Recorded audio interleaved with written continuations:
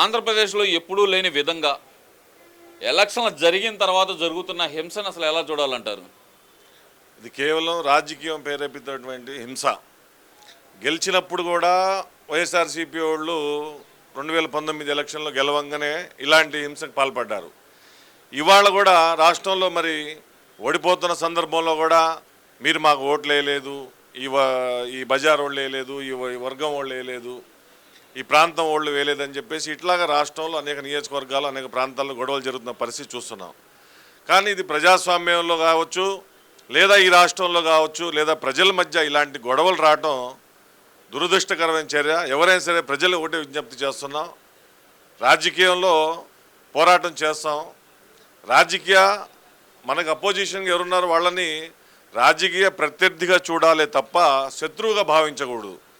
రాజకీయాల్లో తిరిగేవాళ్ళు యువత అయినా సరే, ఎవరైనా సరే, నాయకులు కానీ ప్రజలు కానీ ఎవరైనా సరే రాజకీయాల్లో హుందాతనం ఉండాలి.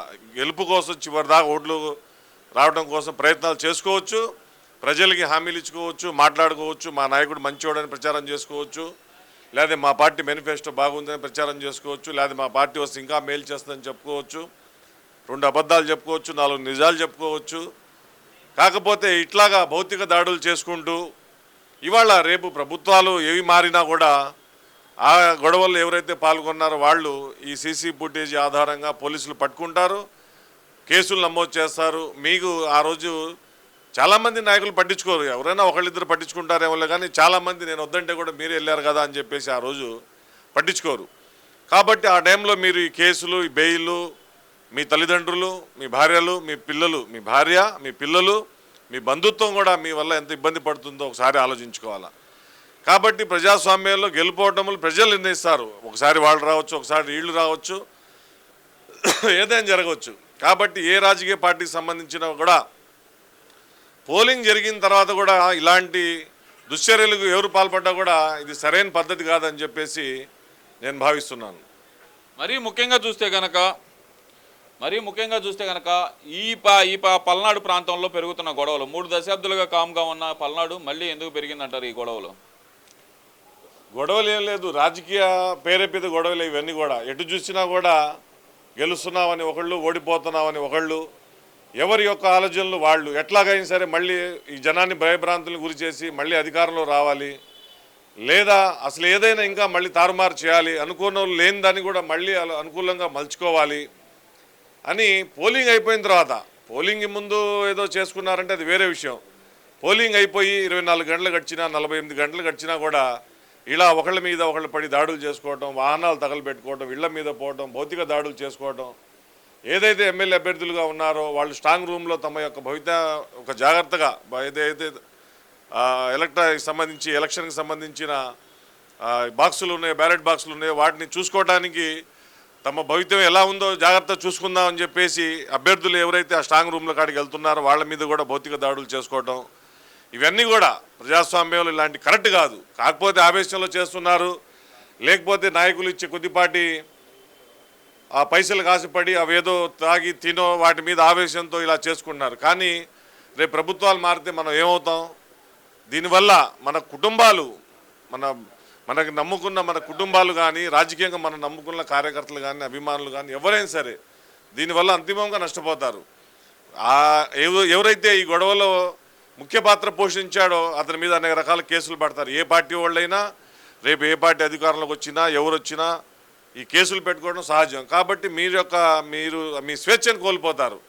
నేను ఫలానా నాయకుడి కోసం నేను జైల్లో ఉండాల్సి వచ్చింది 2 నెలలు, 3 నెలలు, 4 నెలలు అని చెప్పేసి మీ వ్యాపారాలు, మీ కుటుంబాలు కూడా చిందరావందరమయ్యే పరిస్థితి ఉంటుంది. కాబట్టి నాయకులు కూడా ఆలోచించుకోవాలి, మనం ఏం చేస్తున్నాం. 4 సార్లు 2 సార్లు ఒకసారి ఎమ్మెల్యేగా చేస్తే ప్రజలకు సేవ చేయడానికి రాజకీయాల్లోకి వస్తున్నారు తప్ప ఏదో మరి మీ యొక్క పబ్బం గడుపుకోవడానికి, మీ రౌడీజాలు నిలుపుకోవడానికి, మీ నాయకత్వాన్ని నిరూపించుకోవడానికి ఇట్లాగా ప్రజల్ని రాజకీయ పార్టీల్లో ఎవరైతే కార్యకర్తలుగా ఉంటారో వాళ్ళని బలి పశువులను చేయడం. ప్రతి ఒక్కళ్ళు కూడా రాజకీయాల్లో హుందాగా ఉండాలా, హుందాతన నిలుపుకోవాలా. రాజకీయం చేసేటప్పుడు మన రాజకీయం 10 మందికి ఉపయోగపడే విధంగా ఉండాలి తప్ప 10 మందిని ఇబ్బంది పెట్టేసి మన ఏదో సింహాసనం మీద కూర్చొని ఆనందం పొందటానికో ఈ రాజకీయం చేయాల్సిన అవసరం లేదు. ఇవాళ ఎమ్మెల్యేలుగా పోటీ చేసిన వాళ్ళు ప్రతి ఒక్కళ్ళు కూడా ఆలోచించుకోవాలా.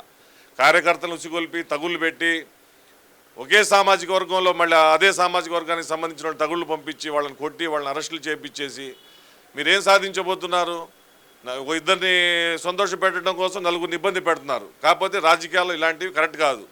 ప్రజాస్వామ్యంలో ప్రజలు ఎందుకు ఇవాళ ఓటింగ్ వ్యవస్థ ఉంది, 5 ఏళ్ళకి ఒకసారి ఎలక్షన్ జరుగుతుంది. మీరు మేలు చేసినా మీ మేనిఫెస్టో బాగున్నా ప్రజలు మిమ్మల్ని నమ్మినా కూడా ఈ ఫలానా పార్టీ మనకు మేలు చేస్తుంది ఇది బాగానే ఉందనుకుంటే మీకే వేస్తారు. మీరు ఎందుకు ఇంత నానా యాగి చేస్తున్నారు?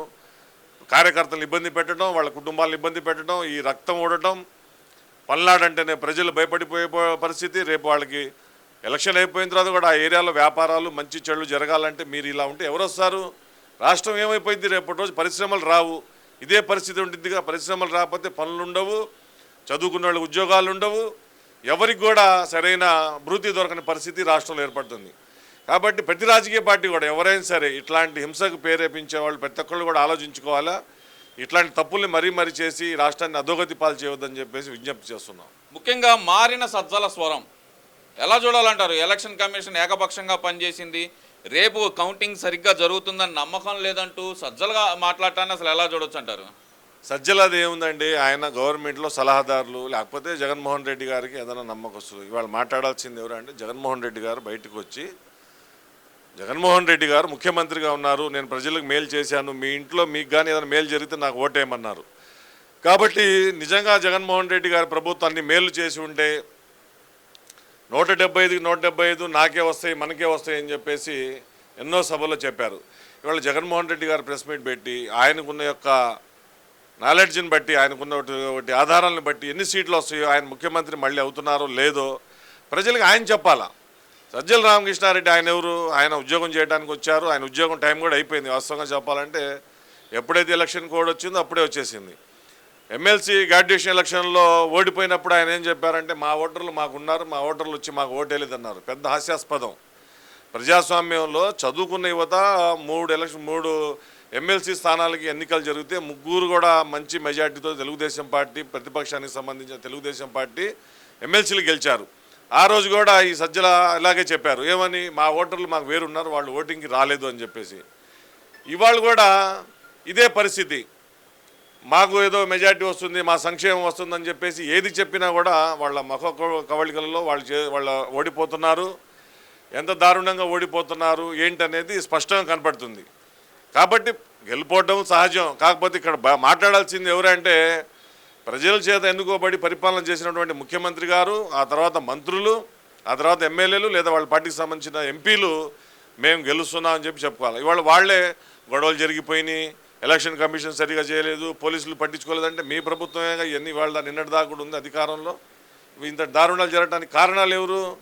ఎక్కడుంది వ్యవస్థలో లోపం? ఎక్కడుంది?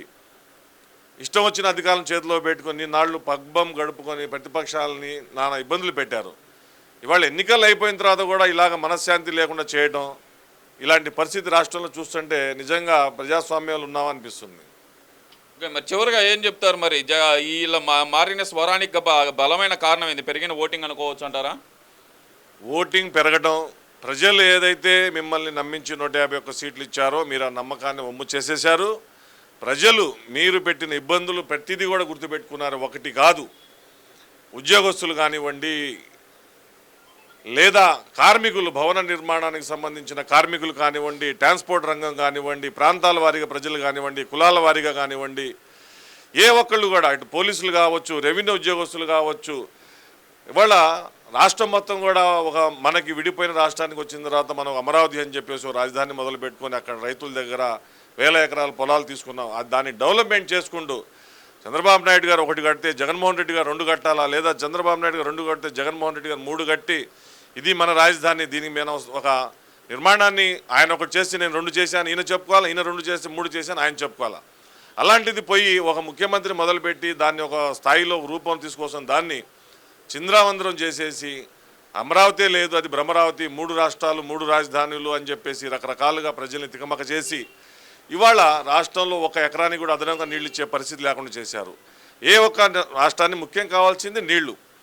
మీ నాన్నగారిగా ఆ నీళ్ల మీద అవగాహన ఉంది, ఆయన ఎంతో కొంత నీటిపారుదలకు సంబంధించిన ప్రాజెక్టుల మీద చేశారు. ఇవాళ ఈ ముఖ్యమంత్రి జగన్మోహన్ రెడ్డి గారు ఏం చేశారు? నీటిపారుదల శాఖకు సంబంధించి ఒక్క రాయి కూడా ఎక్కడ కూడా ఒక అంగుళం కూడా ఒక్క చిన్న ప్రాజెక్టు ఒక తూము కూడా వేసిన పరిస్థితి ముఖ్యమంత్రి గారు కానీ ఆ శాఖలో ఉన్న మంత్రులు కానీ ఎవ్వరు కూడా కల్పించుకునే పరిస్థితి. కాబట్టి వీళ్ళు ఎవ్వరికి కూడా ఏం చేయలేదు కాబట్టి వీళ్ళు గెలుస్తారనేది భ్రమ తప్ప ఎక్కడ కూడా గెలవడానికి అవకాశం లేదు. Thank you.